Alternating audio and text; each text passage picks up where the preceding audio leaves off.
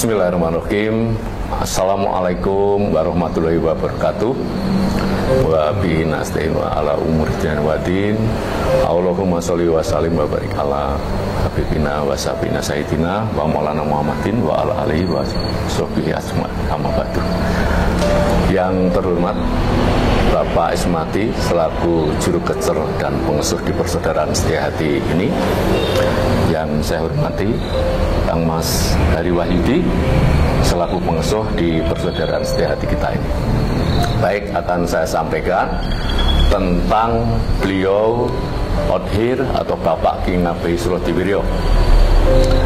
Mungkin di luar sudah banyak diulas tentang sejarah secara letterlek, kita bisa melihat ini, tapi saya akan memberikan poin-poin dan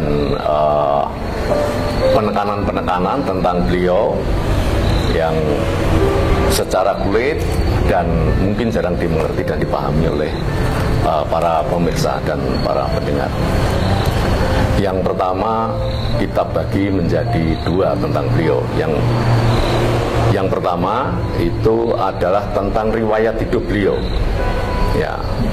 Yang kedua tentang perjalanan beliau mendirikan Setia Hati sampai dengan beliau wafat meninggal 10 November tahun 1944 yang kita peringati kemarin tanggal 10 November, Hari Pahlawan. Itu luar biasa, yang bukan sesuatu yang kebetulan kalau menurut saya. Ya, kemudian yang pertama itu tentang riwayat hidup beliau. Jadi jangan salah, kadang di luar itu dikebiauyah, itu sejarah SH. Ini riwayat hidup beliau, khusus riwayat hidup beliau. Beliau itu adalah seorang yang lahir pada hari Sabtu Pahing tahun 1869. Ya. Beliau mempunyai, langsung aja secara singkat, mempunyai 5 saudara laki-laki semua, Mas Enggi, dan beliau ini adalah keturunan Bupati Gresik.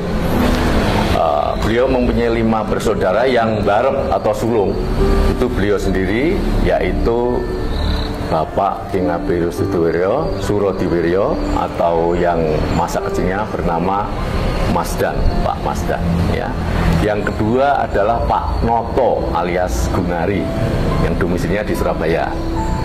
Kemudian yang ketiga Mas Adi atau Mas Suradi yang domisili di Lok Sumawi Aceh. Kemudian yang ketiga itu Bapak Wongso Harjo. Bapak Wongso Harjo itu domisili tinggal di Madiun saat itu. Yang terakhir adalah Bapak Karto. Bapak Karto Miharjo itu Kartodiwiryo, mohon maaf ya, Bapak Kartodiwiryo itu domisilinya di Jombang.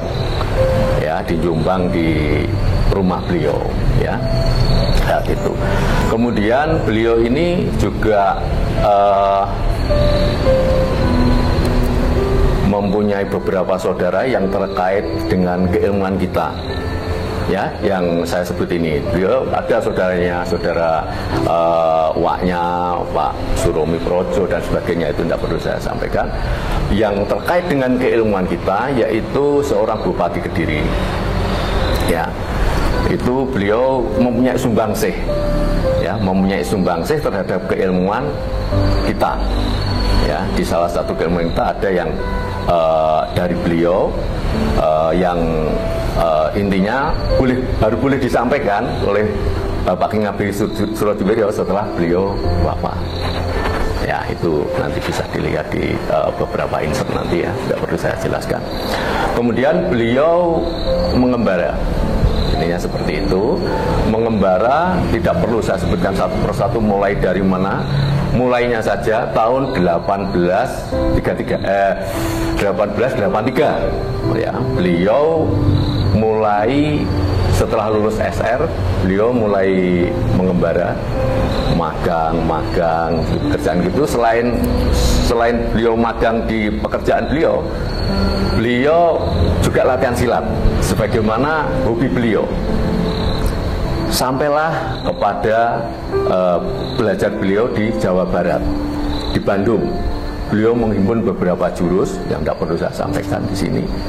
Menghimpun dari para jawara, dihimpun menjadi suatu pembelajaran beliau untuk kemudian beliau hijrah pindah ke Batavia. Di Batavia, Jakarta sekarang ini juga beliau merangkum beberapa jurus. Terus beliau pergi ke Bengkulu. Di Bengkulu beliau melihat bahwa pencaksilat di Bengkulu itu hampir mirip-mirip saja sama dengan di Jawa Barat. Akhirnya beliau mengikuti pekerjaan beliau. Ya, zaman itu waktu kolonial Hindia Belanda, jadi pindah pekerjaannya ke Sumatera Barat atau Minangkabau. Baru di situ beliau melihat ternyata pencaksilat di sana itu lain dengan pencaksilat yang ada di Jawa pada umumnya. Ya, pencaksilat merupakan suatu adat atau suatu yang berkaitan langsung dengan batin. Itu aja ya. Beliau mempunyai guru yang pertama di daerah Minangkabau, saya sebutkan aja, tidak apa-apa. Guru beliau yaitu Datuk Raja Batua, yang selalu kita ingat seperti beliau mengingat beliau dalam kita pada waktu masuk Setiahati. Itu kita ingat-ingat. Datuk Raja Batua itu mempunyai dua saudara.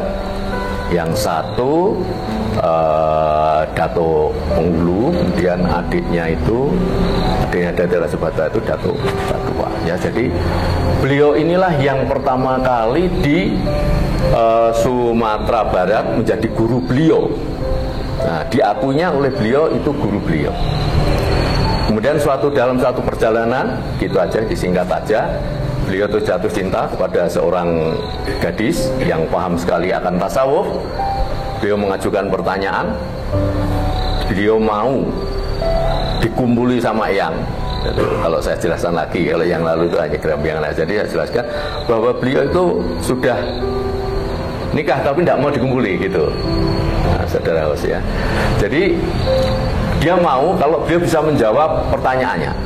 Apa pertanyaan itu? Siapakah sebetulnya Mas Dan Surodiwiryo itu, dan siapa sebetulnya si gadis pujaan hatinya itu? Kurang lebih seperti itu. Akhirnya dengan akal pikiran beliau tidak bisa menjawab saat itu. Akhirnya atas petunjuk teman dari Jawa yang bekerja di situ, beliau dipertemukan dengan Nyuman Ide Gempol, seorang punggawa kerajaan Bali yang diasingkan Belanda ke Sumatera Barat. Dari situ beliau mendapat jawaban yang pas. Ya, siapa sebetulnya King Abe Surodiwiryo, siapa sebetulnya calon itu, sampaikan oleh beliau. Akhirnya beliau mau dan menjadi istrinya yang sampai dibawa merantau kemana-mana. Akhir cerita di Sumatera Barat, 10 tahun kurang lebih di Sumatera Barat, beliau akhirnya hijrah atau silaturahmi atau menemui adiknya Mas Adi tadi yang di Lok Sungawi di Aceh. Di sana beliau juga berguru karena hobi beliau itu kan memang silat ya, pencak silat. Di sana bertemu seorang guru lagi, mendapatkan beberapa jurus permainan bawah seperti simpangan, seperti kucingan dan lain-lain. Ya, dan yang semua itu orang Esa pasti tahu, ya, orang Esa. Kemudian beliau dari Aceh langsung hijrah merantau lagi ke Batavia. Yang Suro bekerja di masinis Tumwals, ya, keretaan itu, tumbuk itu, begitu, bersama beliau. Akhirnya singkat perjalanan beliau dengan gadis Padang itu, beliau tidak mempunyai keturunan dan akhirnya